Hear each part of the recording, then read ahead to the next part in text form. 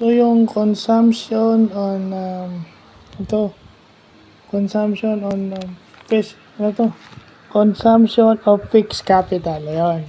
Consumption on fixed capital o yung CFC.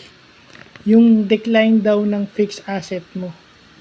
So, parang yun yung depreciation ng fixed asset mo. Halimbawa, habang tumatagal, nagde-decline yung quality na o yung value ng fixed asset mo. So, yun yung tinatawag nilang consumption on fixed capital o CFC.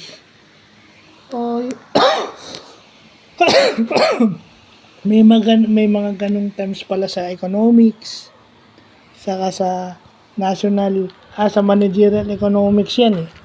Managerial economics, yung economics ng yung economic term sa isang country, yan dapat nating malaman. Hindi naman tayo dapat magano, pero dapat maintindihan natin saan sila nagbe-base kasi pwede nilang gamitin yung theory o yung concept sa tamang approach at pwede nilang gamitin sa maling approach. Meron din kasing gumagamit nun pag sa maling approach. Kasi 'di ba hindi ka naman pwedeng na lang, 'di ba? Lalo na sa technology, diin ka ng diin and then hindi mo naman alam yung mga ganyan, 'di ba? Then magrereklamo ka without even knowing kung ano yung reference ng decision makers.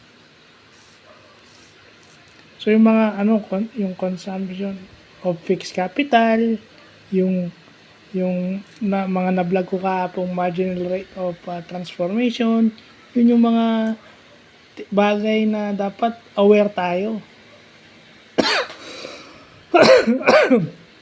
Kasi every industry o yung industry kinabibilangan natin abroad and locally, umiikot sa mga ganong senaryo. So, yun lang po.